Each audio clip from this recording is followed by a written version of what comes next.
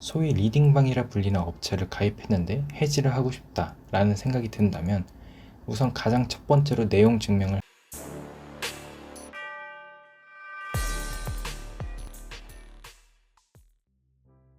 안녕하세요, 호우스토리입니다. 제가 채널 운영을 시작하고 지금까지 올린 영상들 중 많은 부분이 리딩방에 관한 이야기였는데요. 그 리딩방 관련 영상들의 댓글에 실제 피해 사례 그리고 환불을 안 해주는데 어떻게 해야 하냐는 많은 댓글들이 달려 안타까웠습니다. 또 생각해보니 제 영상의 대부분은 리딩방에 가입하지 말라는 이야기지 가입한 이후에 어떻게 환불을 받는지에 대한 내용이 없더라고요. 그래서 한번 정리를 해보았습니다.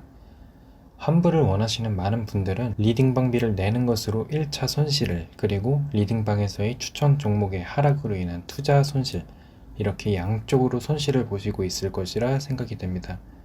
직접 투자를 하였다면 내가 왜 잃는지, 그리고 지금 손절을 해야 하는지 아니면 추매를 해야 하는지를 본인이 판단하고 그 결과를 받아들일 수 있지만, 리딩방에서는 이유도 모르고 손실만 쌓여가니 걱정이 크실 것으로 생각이 듭니다.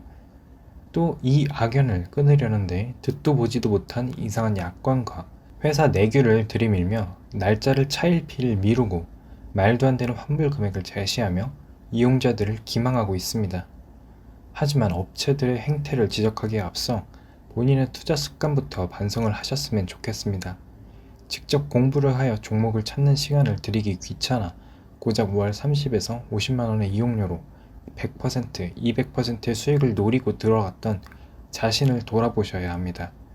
그에 대한 철저한 자기 반성이 없다면 저처럼 이전에 리딩방이 잘못됐다고 생각하며 더 좋은 리딩방을 찾아 전전하게 되실 겁니다.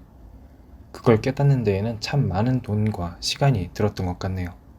저는 법률과 무관한 직업을 가지고 있으며 제가 접근할 수 있는 정보들을 최대한 모아 만든 영상이므로 혹시 실제 법과 다른 부분이 있다면 아래 댓글로 정정해 주시면 감사드리겠습니다. 먼저 리딩방에 대한 자세한 설명은 위에 링크에서 확인하시고 환불에 관한 내용만 다뤄보겠습니다.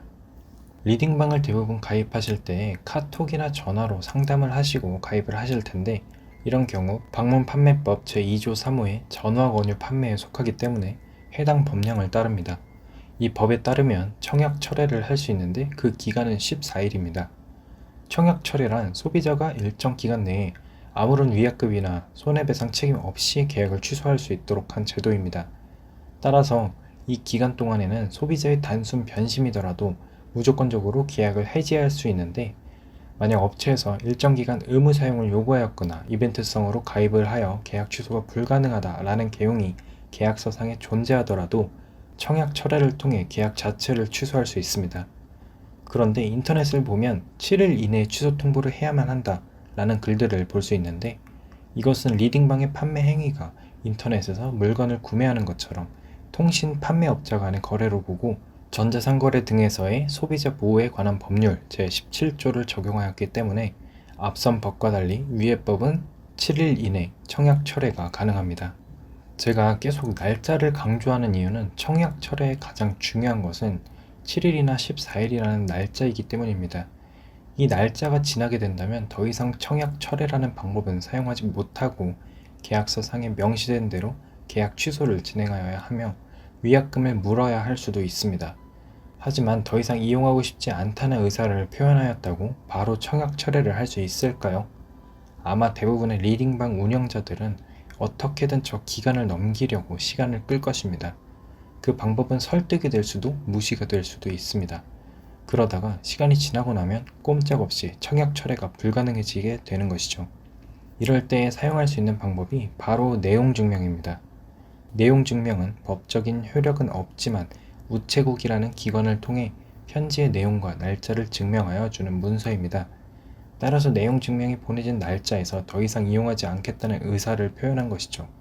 이 문서를 업체에서 받지 않더라도 보냈다는 것 자체만으로 의사를 표현하였다는 것이 입증되므로 반드시 빠른 시일 내에 보내는 것을 추천드립니다.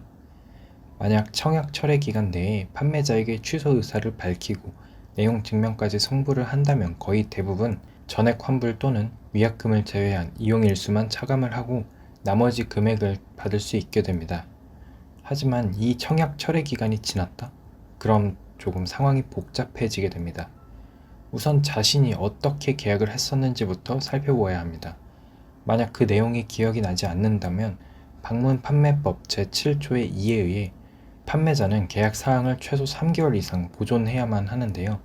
따라서 소비자는 계약 내용을 판매업자에게 요청을 할 수 있고 판매업자는 그 요청에 따라야만 합니다. 확인 결과 지금 보기에는 굉장히 불합리한 내용이지만 그것을 고지받았고 자신이 동의를 한 상태라면 피해를 구제받기가 조금은 복잡해지게 됩니다. 물론 약관의 규제에 관한 법률 제8조 고객에게 부당하게 과중한 지연 손해금 등의 손해배상 의무를 부담시키는 약관 조항은 무효로 한다 라는 조항이 있기는 하지만 여기부터는 전문가의 조언이 필요합니다.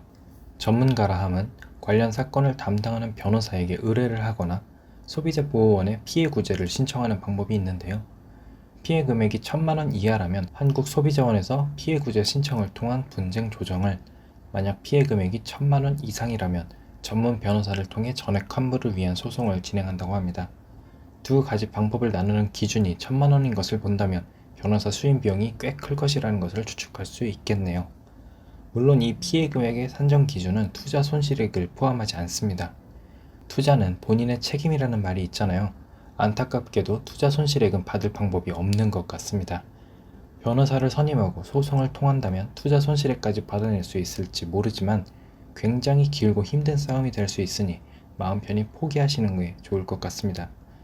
그럼 다음으로 몇 가지 소비자보호원에서 진행한 분쟁 사례를 통해 어떻게 진행이 되는지 살펴보겠습니다. 첫 번째 사례는 490만원을 먼저 입금하고 한 달 뒤에 추가로 70만원을 입금하여 총 560만원을 지불했고 환불을 요청했으나 처음 낸 490만원은 첫 달 이용료였기 때문에 주지 못하고 나머지 70만원에 대해서만 환불을 진행하려 했던 사건인데요. 이 경우 청약 철회 기간이 지났기 때문에 잔여 이용요금의 10%의 위약금이 발생하게 되고 앞서 한 달 이용금액이 490만원이라는 주장은 계약 해지로 인한 사업자의 원상회복 의무를 부당하게 경감하게 하는 조항에 해당하여 무효로 판단되었고 426만원을 받게 되었습니다. 두 번째 사례는 위약금이 자체 환불 규정을 통해 10%가 아닌 15%를 물리고 이용료를 받은 것이 아니라 가입비라는 다른 명목으로 지불한 금액을 돌려주지 않겠다고 한 사건인데요.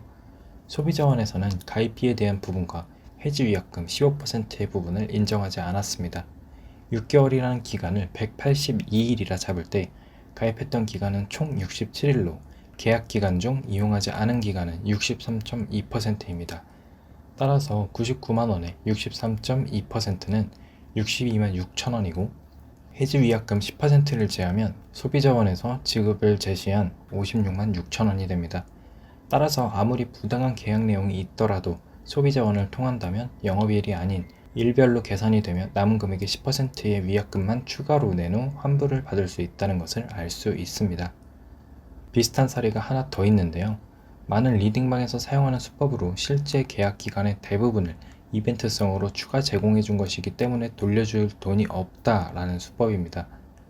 1년에 200만원의 돈으로 계약을 하였으나 처음 1개월의 비용이 200만원이고 나머지 11개월은 서비스 기간이었다는 주장을 하는 사례인데요.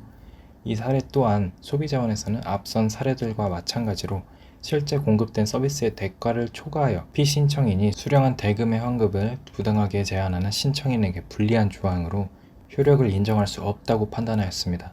또한 환급 금액도 앞선 사례와 같게 계산된 것을 확인할 수 있습니다. 결국 지금까지의 사례를 종합해 본다면 가장 베스트는 청약 철회 기간 내에 환불을 신청하여 위약금을 내지 않는 것이고 그 기간이 지났다면 소비자원의 도움을 받아 분쟁을 조정하는 것입니다.